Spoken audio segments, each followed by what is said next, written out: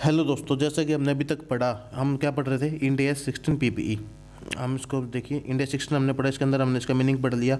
उसके बाद इसकी रिकॉग्निशन की कंडीशंस पढ़ ली, हम कब इसको रिकॉग्नाइज करेंगे। एग्जीक्यूटिवली कॉन्ट्रैक्ट पढ़े, उसका वनरेस होता है तो हम क्या करेंगे वो पढ़ा। उसकी कुछ और डिटेल्स पढ़ी, कब हमने उसको रिकॉग्नाइज करना, उसमें क्या क्या इंक्लूड करना है, क्या क्या इंक्लूड नहीं करना, कॉस्ट कैसे डिटरमाइन करना है, उसकी कैलकुलेशन हमने पढ़ी। इनिशियल रिकॉग्नाइजेशन के ऊपर जो ये बात हो रही थी, उसके ऊपर हमने बात की कि ट्रीटमेंट कब, जब वो एक्सचेंज में हो, असेट्स के बदले असेट्स ली गई हो तो क्या करना, हमने वो पढ़ा।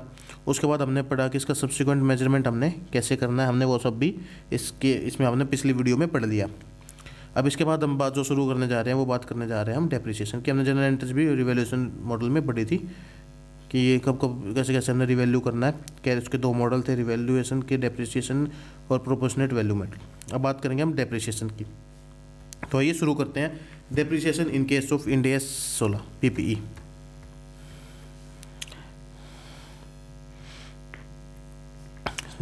डेप्रिसिएशन क्या है? कंपोनेंट बेसिस पे होगा।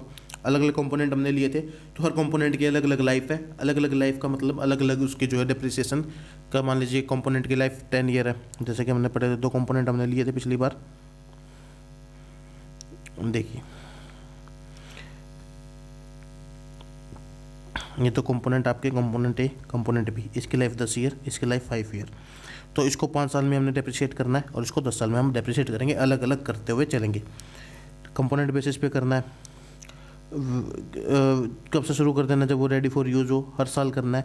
डिक्लाइन करे या ना करे, लॉकडाउन है कि नहीं, कोई फ़र्क नहीं पड़ता। Fair value is more than carrying amount, इस सब हमने कर लिया। इसके बाद बात आ जाती, सीज कब करना है, डिप्रेशन लगाना बंद कब कर देंगे?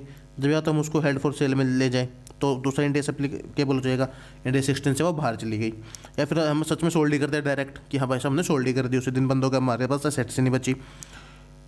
डेप्रिसिएशन लगाना वो जीरो हो सकता है किस किस केस में? जब उसकी रेजिडुअल वैल्यू जो है वो ज़्यादा हो जाए कैरिंग अमाउंट से, या फिर यूनिट ऑफ प्रोडक्शन मेथड हमने लगा रखा और एक्चुअल प्रोडक्शन वो जीरो हो गई। तो जो एक्चुअल प्रोडक्शन ही नहीं तो डेप्रिसिएशन भी जीरो हो गया, क्योंकि हम actual production unit of production के बेस पे थे। डेप्रिसिएशन को हम राइट ऑफ करेंगे P&L में, और उसकी जनरल एंट्री क्या होगी? Depreciation expenses account debit to accumulated depreciation या डेप्रिसिएशन प्रोविजंस, जो हम बोलते हैं, जिसको बिंग डेप्रिसिएशन चार्जेस का नरेशंस में आपका आ जाता है। अब हम आगे चलते हैं। इसमें सिस्टमेटिक बेसिस पे लगेगा, यूजफुल लाइफ में लगेगा। यूजफुल लाइफ आप हर साल कर सकते हैं, प्रोस्पेक्टिव बेसिस पे आप इसको चेंज भी कर सकते हैं, और ये सिर्फ एक अकाउंटिंग एस्टिमेट्स है।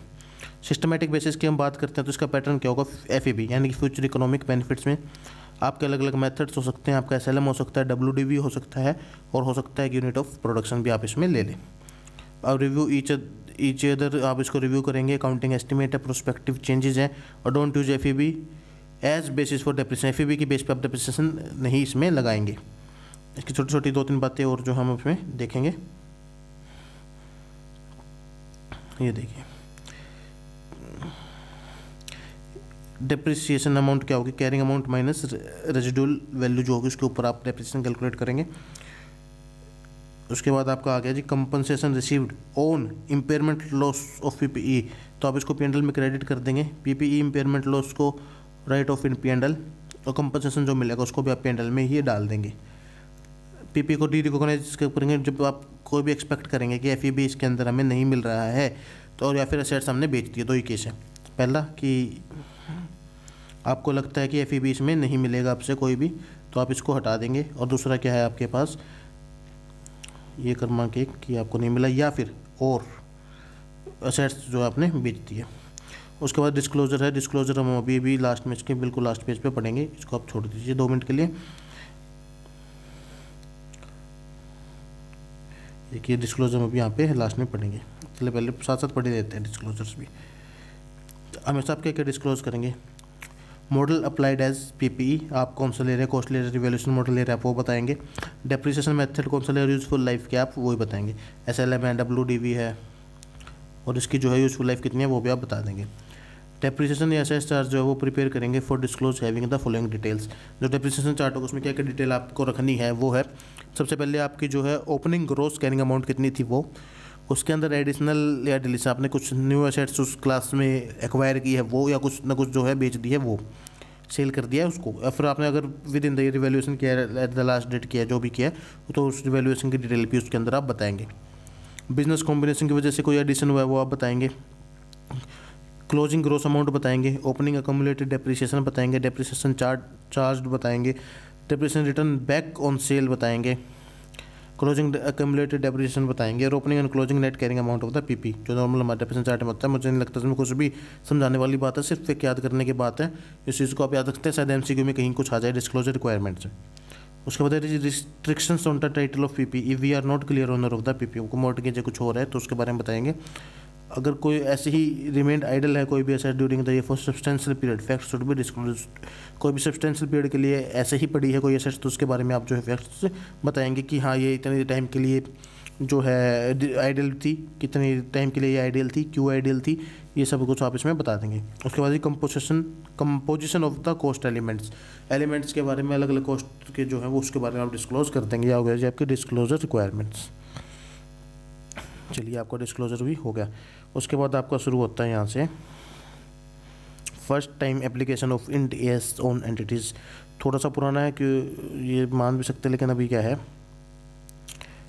कि फर्स्ट टाइम अगर आप लगा रहे हैं इंड एस सेक्शन तो उसके अंदर आपको क्या क्या करना है इसके बारे में बात है। इसमें कहता है जी ऑन डी.ओ.टी है जी आपका डेट ऑफ ट्रांजिशन, यानी कि जिस दिन आप जो है इंड एस अप्लाई करते हैं वो date of transition into Ind S.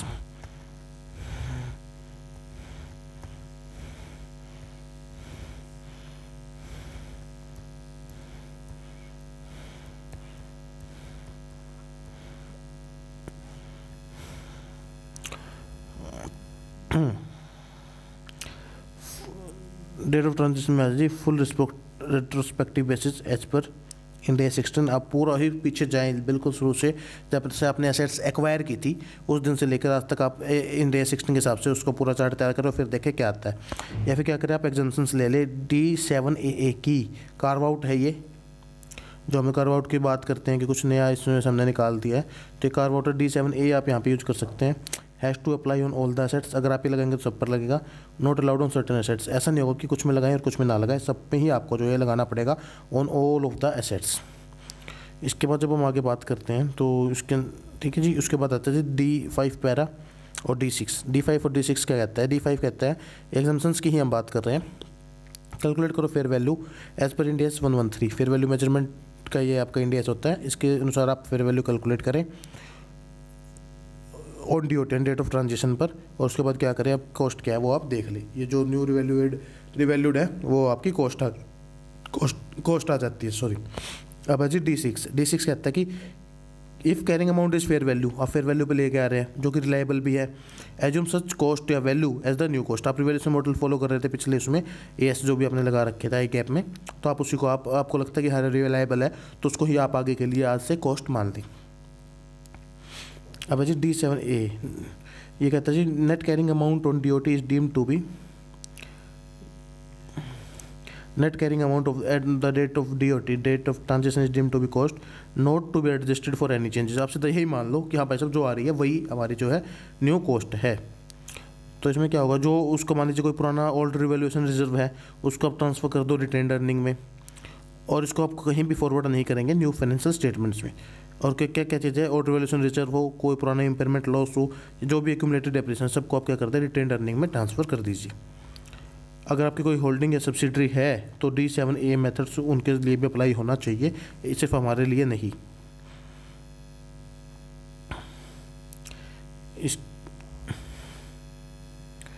इसके बाद क्या होगा जी, सब्सिक्वेंट चेंज इन रोल। ये आ गया जी, अगर आपने जो ड्रोल बनाया था डिकमिशनिंग जो लायबिलिटी आपने तैयार की थी उसके ऊपर अगर कुछ है तो क्या है, आइए हम इसको भी शुरू करते हैं। आप अनवाइंड करेंगे ड्रोल को हर year, finance cost account debit to provision for DROL, आप इसको बढ़ाते जाएंगे। हमने जो इसको पहले क्या डिस्काउंट फैक्टर से आज के ऊपर लेके आए थे डिस्काउंट रेट लगा के, अब इसको हम धीरे धीरे अनवाइंड करते जाएंगे और ये आ जाएगा आपका हर साल का डिस्काउंट कॉस्ट जो अनवाइंड इसको करेंगे। मान लीजिए हमारा कोई एस्टिमेटेड कॉस्ट में या डिस्काउंट रेट में कुछ भी चेंज हो जाता है तो इसको में हम फिर क्या करेंगे, इसके दो तरीके होंगे, क्योंकि हमने या तो कॉस्ट मॉडल लगा रखा होगा या फिर हमने लगाया होगा रिवैल्यूएशन मॉडल। अगर हमने कॉस्ट मॉडल लगाया है तो हमारी एंट्री होगी PPE account debit to provision for DROL in case of कि ड्रोल इंक्रीज हो गया। हमारे पास नॉर्मली क्या है, चार चीज़ें देखिए।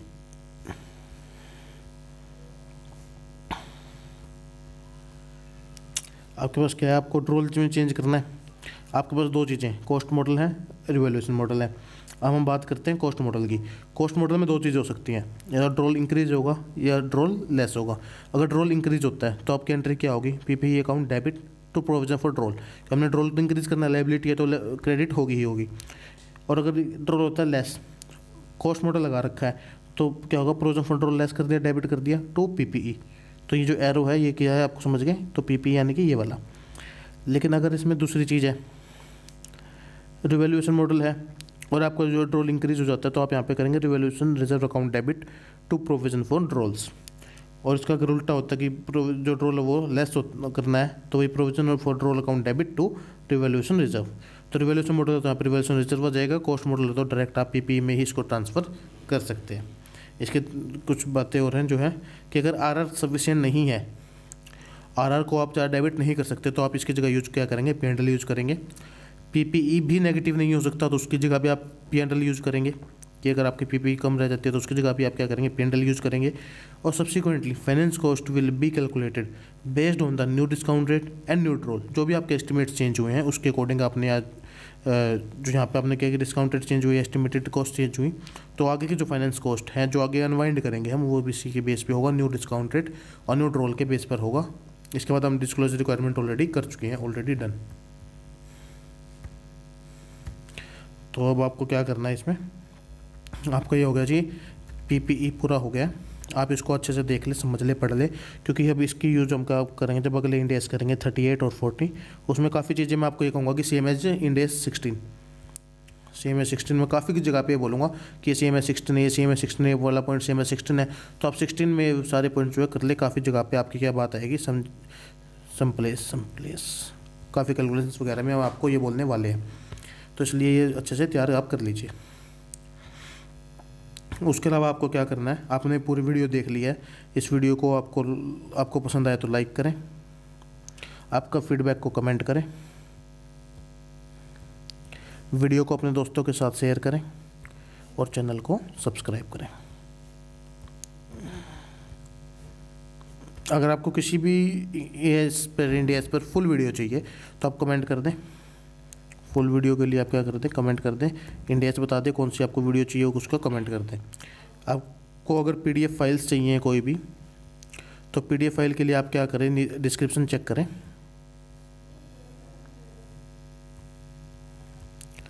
आप डिस्क्रिप्शन में क्या करेंगे, डिस्क्रिप्शन में आपके पास व्हाट्सएप चैनल का लिंक है और साथ साथ टेलीग्राम चैनल का लिंक है। आप दोनों में से कोई भी ज्वाइन कर लें। मैं कहूँगा व्हाट्सएप कर लें, इसमें आपको डिटेल जल्दी मिलते रहेंगे, टेलीग्राम पे मिलती रहेंगे, कोई दिक्कत वाली ऐसी बात नहीं है। आप दोनों ज्वाइन कर लें। आपको पीडीएफ चाहिए तो भी मिल जाएगी, आपको और डिटेल्स चाहिए वो मिल जाएगी, आपको शेड्यूल्स मिलेंगे और आपको यहाँ पे लगातार हमसे जुड़े रहेंगे। तो चलिए ठीक है, धन्यवाद, मिलते हैं अगली वीडियो में, बाय।